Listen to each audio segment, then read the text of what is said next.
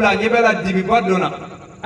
dibi dona kle bondere derefe adabali bana aya kunkorta ay fenye amadeli kaminye folo o de jumenye o ya soro jibril de nana alayhi salam meleke ko kundigido ala ka tidendo dana ya fendo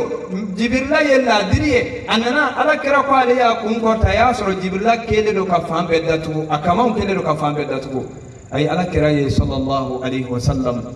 ako iqra kalanke allahu akbar ama foko wurdi minede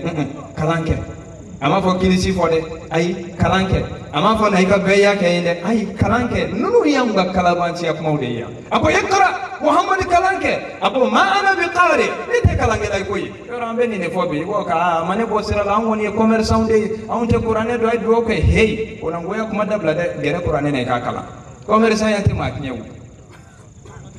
ay wote mahnya de mari mseki yere kuna koya ala kira ko jibril wa alayhi assalam ala ka kisibu fla bela jelemo ako ma ana biqari nete kalangela ko mu muhammadu de do muhammadu mi me malan dugu kono na ta jago la kuma itene do nete kalangela ko ay ala kira mine ka bisi fa mi ka fatu aya bla ko kalange apa nete kalangela ya bisi tune munani kuma fulan jingina ala kira ka sallallahu alaihi wasallam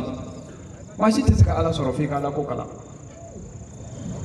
mashi ta saka ala ko bara kadi ala yi togomi fe ka kalanke o kalan o de nyin nanfe o de la ni ala me hadi qur'an sura yoro wala ala bakra kam fu ala kira tuni sallallahu alaihi wasallam ba'da a'udhu billahi minash shaitanir rajim fa'alam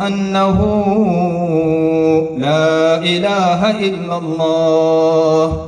siga moy ka tafsiri beda ile kala de tafsiri kadiye فاعلم أنه لا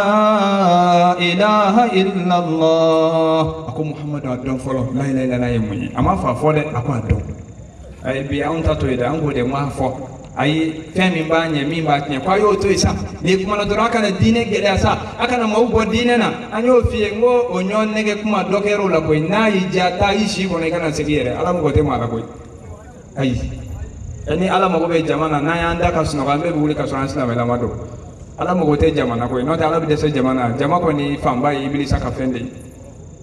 ako fa alam muhammadu adon fulo annahu la ilaha illa allah la ilaha illa allah ire muye ka fo boto fen fo ite nyana ni ala kelente koro